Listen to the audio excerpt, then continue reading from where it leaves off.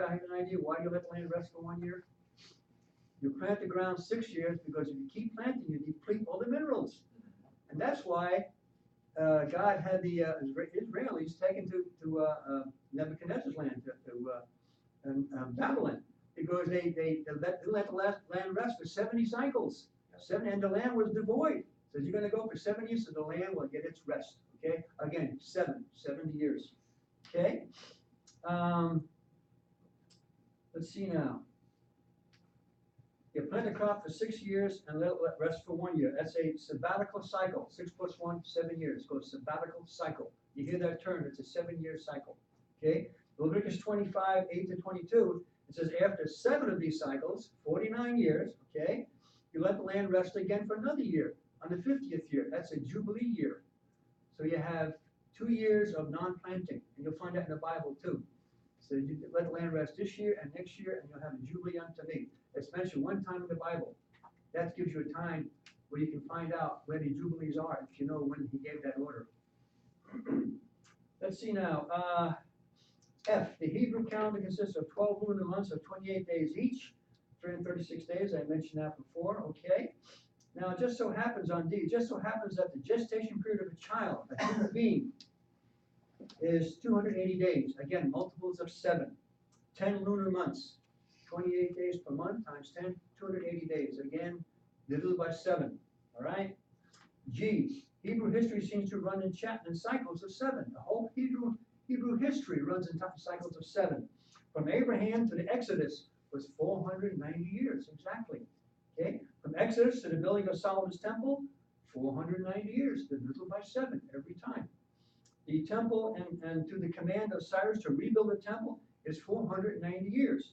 And then the command of Cyrus to the second coming of Jesus, 490 years. Things though, it's not consecutive. You have from the command to build a temple, okay, to Jesus is 483 years.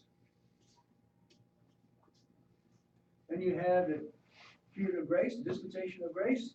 Then you have the 7-year cycle here. It's still 483 and 7, 490. Except now the 490 is broken up because now we got what we are right now, the dispensation of grace.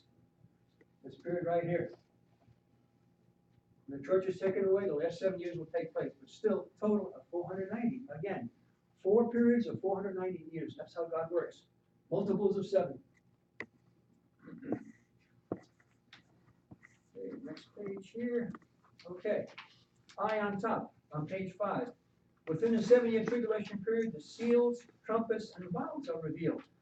There are 7 seals, 7 trumpets, and 7 vials. 7, 7, 7. Again, he uses 7 every time in commemoration of the creation and the period of rest. Okay?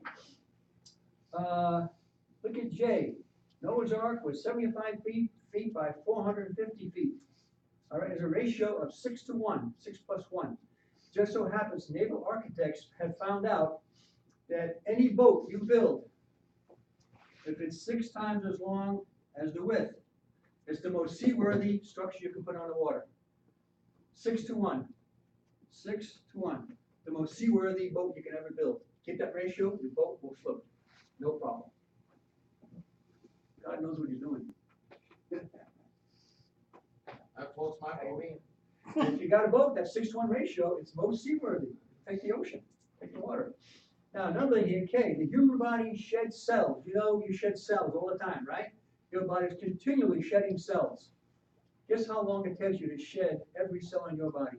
You have a new body. 7. In 7 years, you'll shed every cell you've got. Every one. 7 years. Beautiful. Wow. I'm wasting away.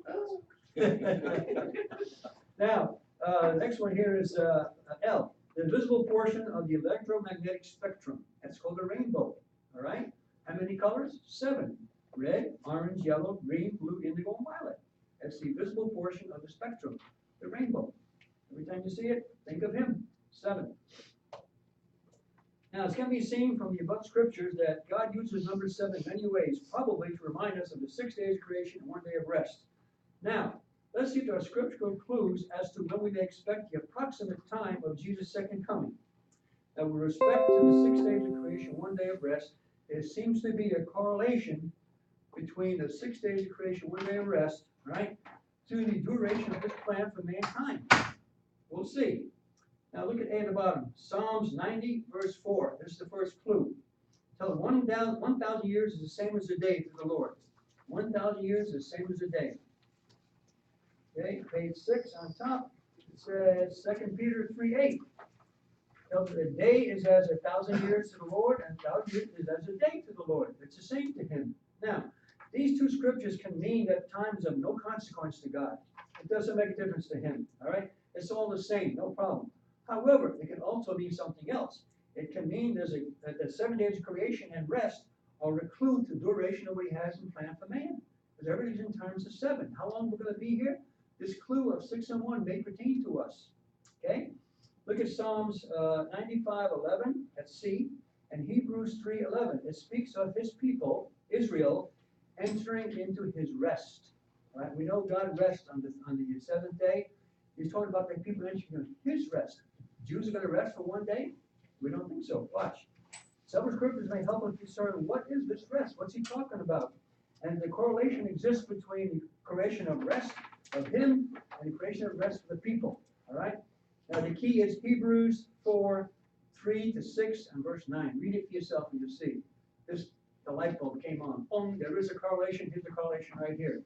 It tells that the Lord's day of rest is compared to the day of rest of his people. It tells us his day of rest is the same as the day of rest of his people. 1 day, 1,000 years. It's the same thing.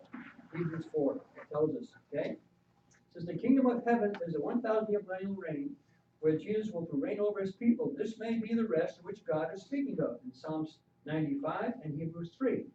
If so, the 6 days of creation may also represent the 6,000 years of human race, and between Adam and Eve and Jesus' second coming, and his 1 day of rest represents Israel's day of rest. Okay? Here we have 6 days of creation. It could mean Adam and Eve, second coming, 6,000 years. 1 day of rest, the millennial reign, 1,000 years. It could be. We're going to see now if this theory is correct. We don't know yet. I'm just trying to put 2 and 2 together. Let's see what it says about this. Where am I? Let's see now. Okay. Yeah, the following chart gives us a visual representation of possible correlation. Now, we got the chart I just showed you. Now, let me show you something else.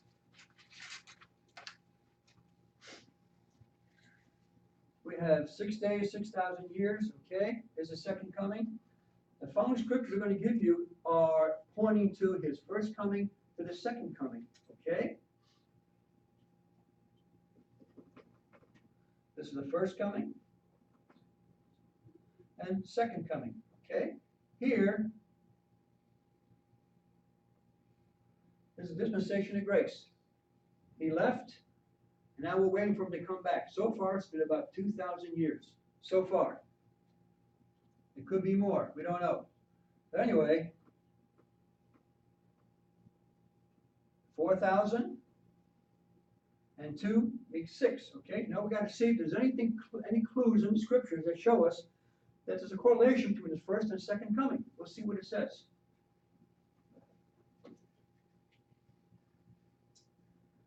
Let's see here. Exodus 19:10 and 11.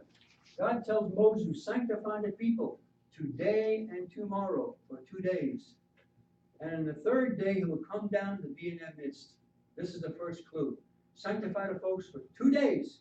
On the third day, I'll come to be with them. Whoa, that to me is light bulb number 1. Now, number 2. Hosea 5. This one is the beauty. I'll tell you. Whew. Hosea 5:15, and then Hosea 6:1 and 2. Let me read it to you. I will go and return to my place. This is Jesus. He's going back. Till they acknowledge their offense and seek my face. They crucified him. He took off, right?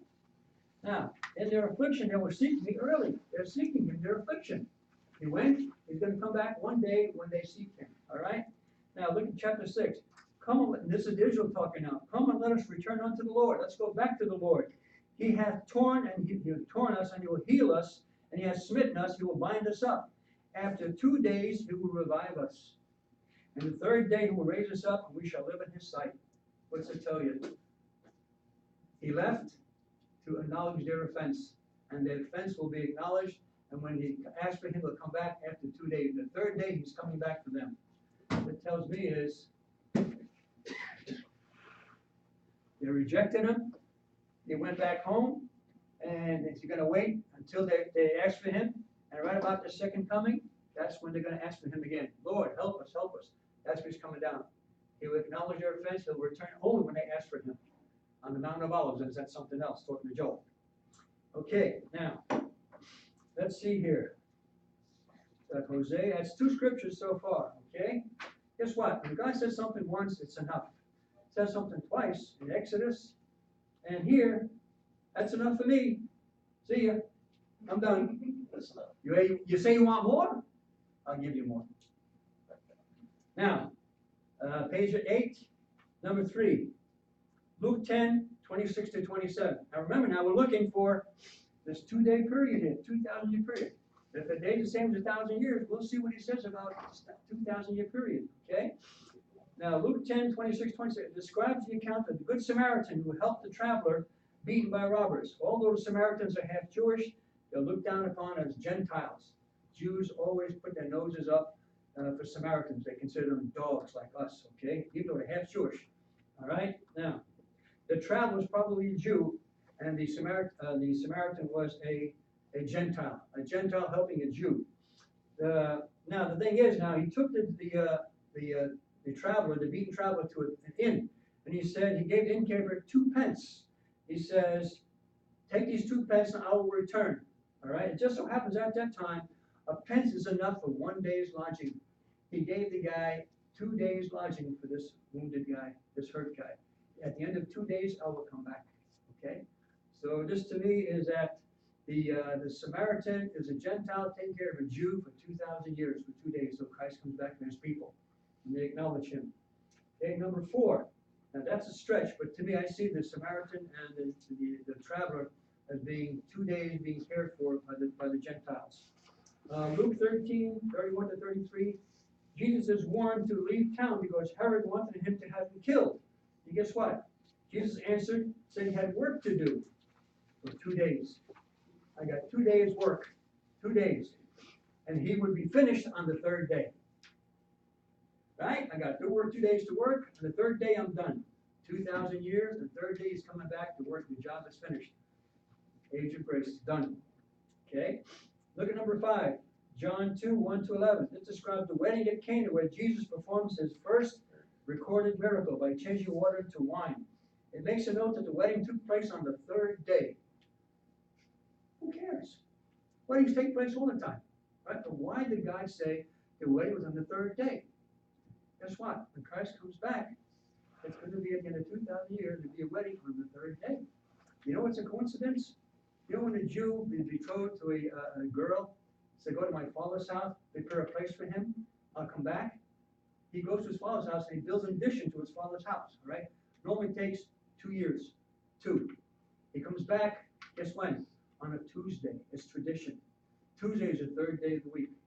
Sunday, Monday, and Tuesday. Comes back on the 3rd day of the week for his bride. What coincidence? Hello? It's tradition, Jewish tradition. He comes back for his bride on the 3rd day, which is a Tuesday.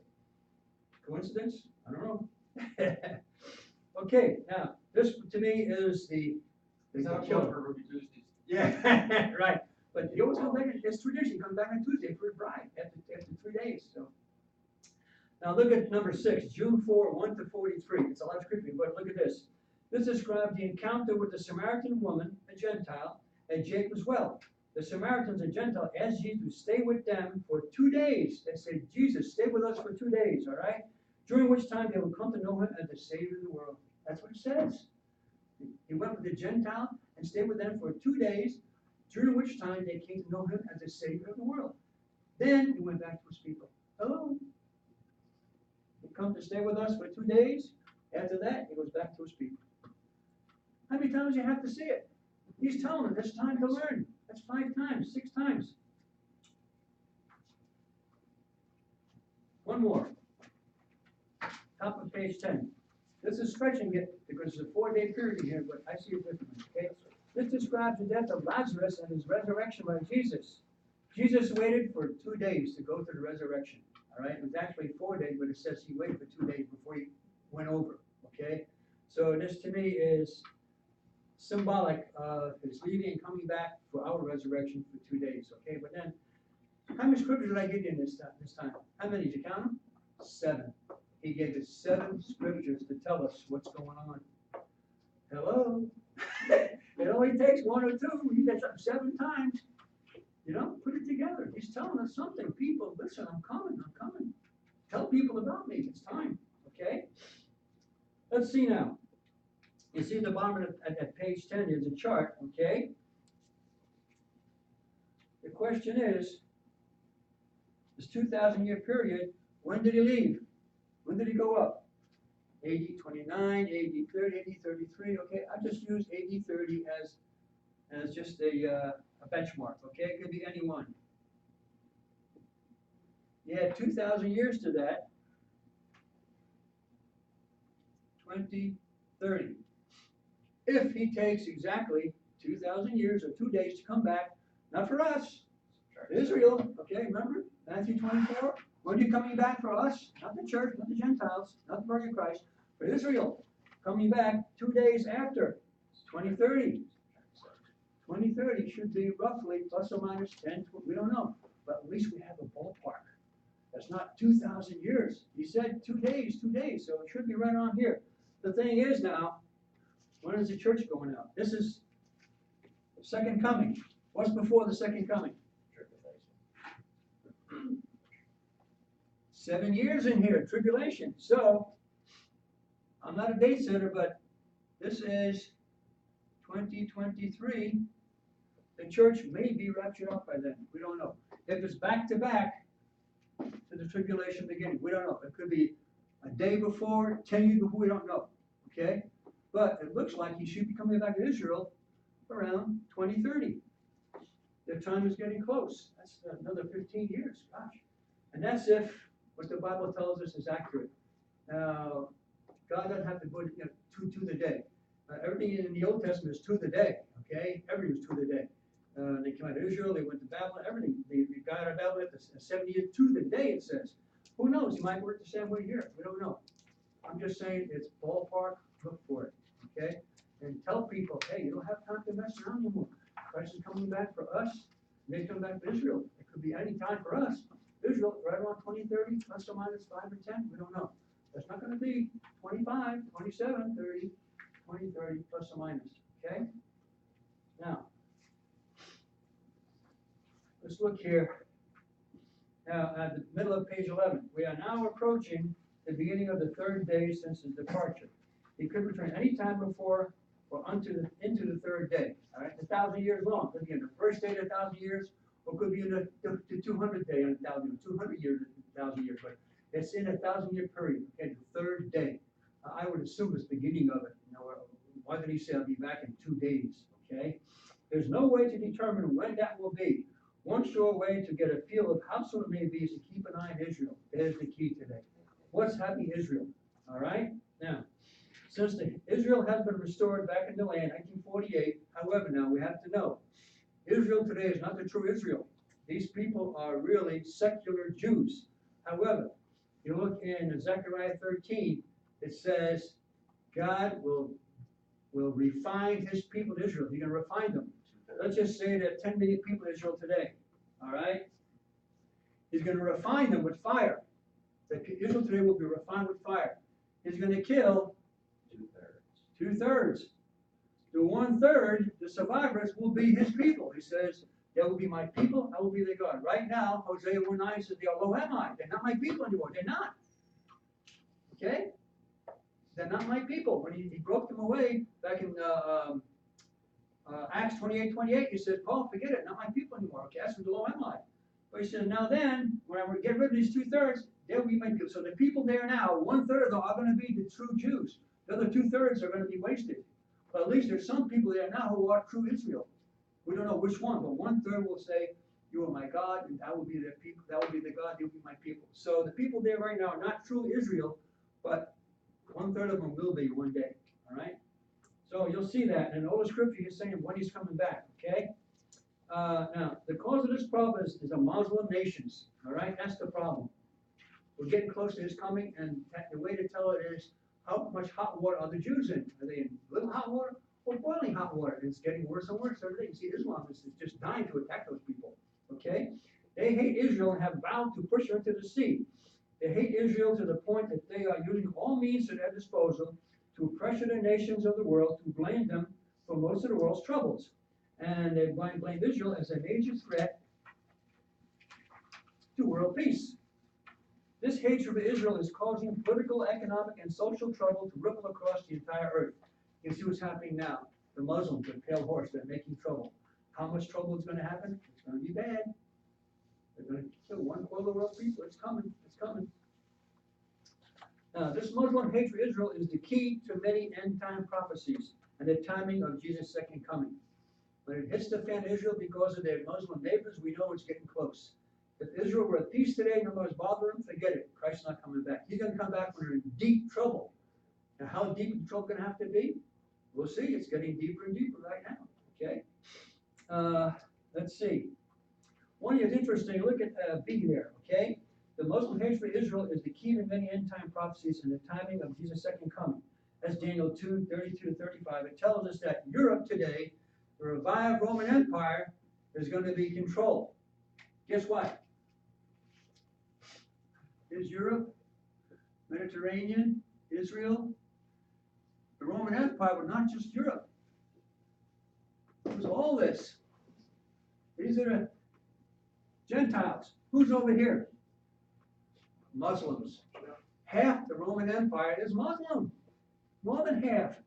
From Egypt all the way around, Turkey, even to Russia. Russia's half Muslims, you know that? Muslim everywhere.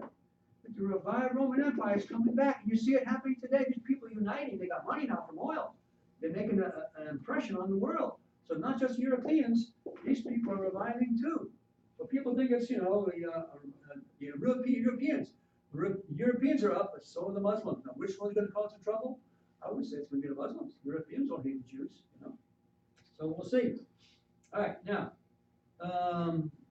let's see now. If Islam comes against Israel to see what's, as we see happening today, and Antichrist steps in to make a 7-year peace treaty, as Daniel 9:27, if he steps forward to make that treaty, okay, the Muslim nations will accept and trust. It has to be somebody the Muslims will respect and trust.